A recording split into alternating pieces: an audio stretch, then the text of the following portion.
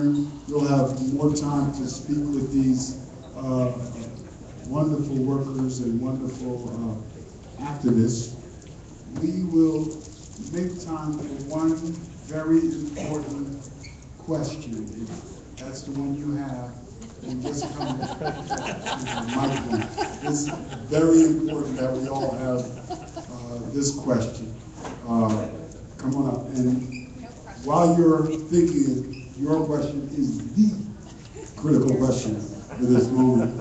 I want each of you to just give one or two sentences, without a lot of commas in it, on any one of the other presentations you heard. So would you just, we'll start with David, just reflect on one of the speakers you heard, your own reflection.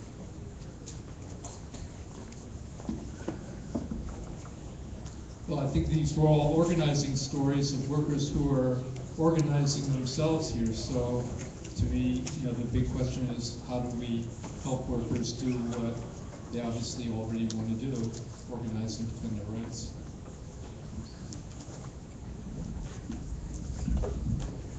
I was thinking, I hear a lot of organizing and the power of workers and the strength they have, but also the power of organizing around effective policy. I think all of these campaigns were talking about that.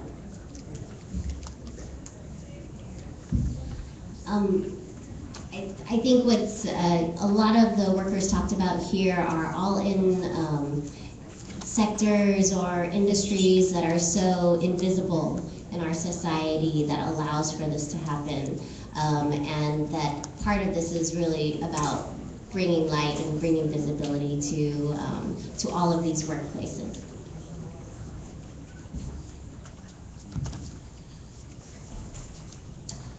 I kind of echo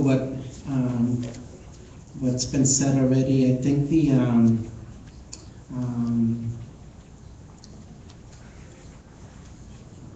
because the question really is,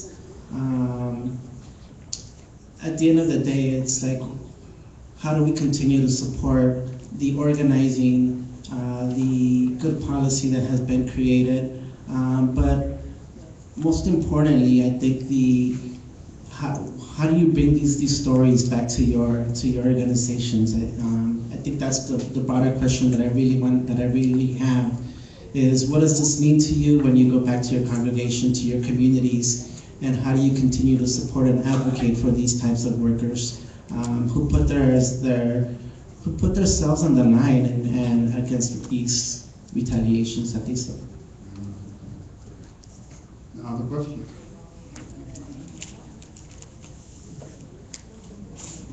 Hi, I'm Gina Whitaker from San Luis Obispo, and I just want to know. First, I was just going to say to the car wash person, how do you go about finding these things out? I mean, we only have 2 car washes in San Luis Obispo, but if I walk in there and try to talk to a worker and find out, then they're going to get in trouble. So, and the same for the restaurant industry, let's say, although that's not as big of a problem in California as it is in other places. How do you find out from people what the transgressions are, or how do you find out? So I'll try and answer that quickly because I know you guys have to go. The easy, short version is we talk to the workers, and when you can't talk to them inside their car washes, you talk to them outside the car washes, waiting for them at the bus stop. You go to their homes, and you'd be surprised actually how many workers, because the campaign has a little bit of visibility here in LA, how many workers call us and tell us the problems, and they're already ready to organize by the time they call us. And a lot of times they have committees already formed, whether they don't call them committees, they call them their friends, but we just talk to them. That's how we find out. They know the industry and the violations better than anybody, and it's building that relationship with them that's going to help us continue finding out everything that's going on in organizing. Awesome, and we're right on time. And I want to also say that was a pretty awesome question. And I want to say that there are a lot of CLUE affiliates in this room. If you're not connected to one of them, get connected to CLUE California. These are, and when you do, or one of our other groups that are here, when you do, you are connecting to workers all over the nation and all over the world? Great question. David? Just one little brief announcement. Yes. I just wanted to explain that the buff sheet of paper on your table Yes. is, we haven't really talked about, national immigration reform and what's happened to it or what hasn't happened to it, but that's what this sheet is from the Dignity Campaign, and Yeah. I assume we'll be talking about it in the workshop. Yeah, and we did some yesterday. Give our panelists a absolutely rounding standing ovation, because when you give them a standing ovation, then you can move right to the workshop. Christine is going to tell you where Christine is actually going.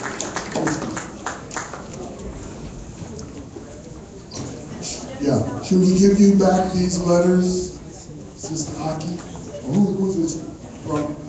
Yeah, Aki, do we give these back to you? Sign these, give them back to Aki. Or leave them on the table. All right, so quick announcements about the workshops. So how'd everyone like their first workshop session? Yes, okay, so we have a whole nother round of amazing workshops for you. And that is the place to go deeper, get more connected, and find out how to get activated in your area as well. So I want to tell you the rooms for the next set of workshops.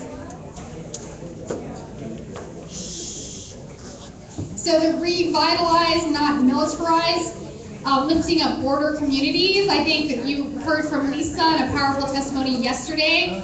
And there's important, you can tell from her, there's important reframing to do about how we think about the border issues. So they're going to be talking in the staff lounge room upstairs. Then we're going to have a workshop on faith-rooted organizing. Is what does it really mean to bring your faith to bear in our organizing campaigns? And it's an introduction. It's about core concepts about faith-rooted organizing. That workshop is going to be in room 204 upstairs. Moving on, we have another great workshop on re-entry and incarceration. That is in the library right behind us on the first floor. And then finally we have another exciting workshop on emerging immigrant worker campaigns, looking at some organizing of our Walmart workers, which is one of the most exciting campaigns we have going on, and some organizing in the Central Valley and Silicon Valley, and that's going to be in room 203 upstairs. And the workshop sessions will be going, we're adjusting it, we'll be going to 3:45.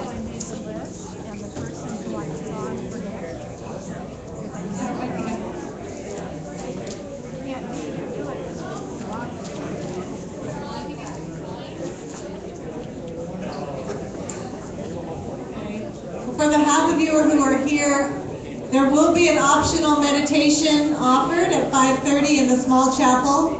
For those of you who are peopled out, led by Sister Mary Suter. And then there's also a Unitarian caucus meeting in the library after the last workshop, like 5:30 or something.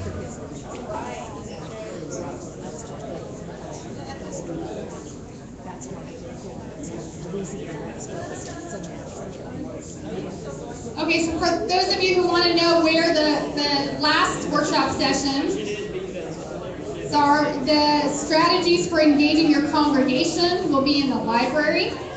And that workshop session will now be from 4 o'clock to 5:15. Not Your Model Minority will be in room 203. And Making California a Golden State will be in room 204 upstairs. And Reclaiming the Right to Work will be in the staff lounge upstairs.